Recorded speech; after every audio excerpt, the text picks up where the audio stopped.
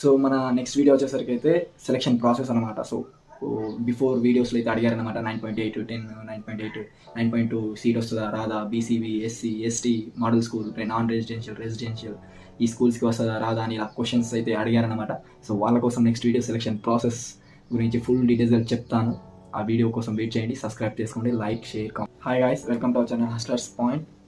And ఈ వీడియోలో అయితే IIITకి అప్లై చేసుకోవడానికి కావాల్సిన డాక్యుమెంట్స్ గురించి చెప్తానన్నమాట. సో కేర్ఫుల్గా వినండి అండ్ లాస్ట్ వరకు వినండి.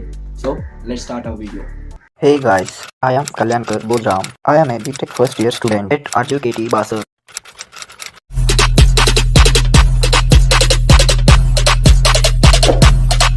Lit, roll up to the party, roll up to the party, roll up to the party, roll up. So IIIT Basara notification అయితే రిలీజ్ అయింది రీసెంట్గా. అందులో వాళ్ళు ఇచ్చిన నోటిఫికేషన్ ప్రకారం June 5 నుండి June 19 వరకు ఆన్లైన్లో అప్లై చేసుకోవచ్చు. www.rgukt.ac.in అనే వెబ్సైట్లో అయితే అఫిషియల్గా అప్లై చేసుకోవచ్చు అని అయితే చెప్పారు. అండ్ అప్లై చేసుకోవడానికి డాక్యుమెంట్స్ వచ్చేసరికి జాగ్రత్తగా వినండి.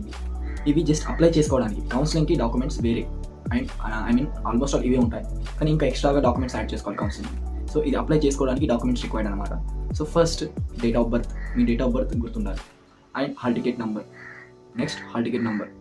నెక్స్ట్ మీరు ఎస్సీ ఎస్టీ బీసీ అయితే మీకు క్యాస్ట్ సర్టిఫికేట్ అయితే compulsory guys. So caste certificate అయితే తీసుకెళ్ళండి అప్లై చేయడానికి. And next Aadhaar card details like Aadhaar card number, మీ పేరు, ఆధార్ కార్డ్ పైన ఉన్న పేరు అవి. Next EWS certificate. సో మీరు ఈడబ్ల్యూఎస్ కేటగిరీ అయితే ఈడబ్ల్యూఎస్ సర్టిఫికేట్ అయితే పక్కా కావాలి. నెక్స్ట్ వచ్చేసరికి స్టడీ సర్టిఫికేట్స్ అనమాట. ఇవైతే చాలా ఇంపార్టెంట్. సో ఎక్కడ వెళ్ళినా ఇవైతే అడుగుతారనమాట. Study certificates nothing but bonafides అనమాట. 4th నుంచి 10th వరకు అయితే కంపల్సరీ కావాలి. నెక్స్ట్ వచ్చేసరికి ఇన్కమ్ సర్టిఫికేట్ అనమాట.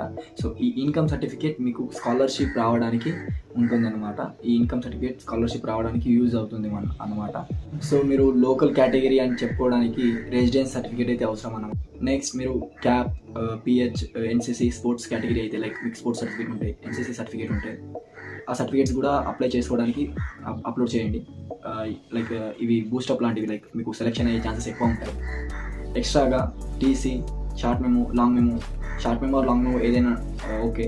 ఎక్స్ట్రాగా ఇవంతా ఏం అవసరం లేదు. లైక్ ఆల్రెడీ ఈ డీటెయిల్స్ పైన ఉన్న సర్టిఫికేట్స్లోనే మీ డీటెయిల్స్ అంతా కవర్ అయిపోతాయి. ఈ షార్ట్ మెమో, టీసీ పెట్టుకోండి, మీ కౌన్సిలింగ్కి యూజ్ అవుతుంది. సో మ్యాక్సిమం ఈ డాక్యుమెంట్స్ అయితే మీకు కౌన్సిలింగ్లో యూజ్ అవుతుంది, ప్లస్ అప్లికేషన్ చేయడానికి యూజ్ అవుతుంది. Free update regarding IIIT Basara అయితే నేను ఇవ్వడానికి ప్రయత్నిస్తాను. సో జెన్యూన్గా అండ్ క్లియర్గా అన్నీ తెలుసుకొని మరీ ఇస్తానన్నమాట.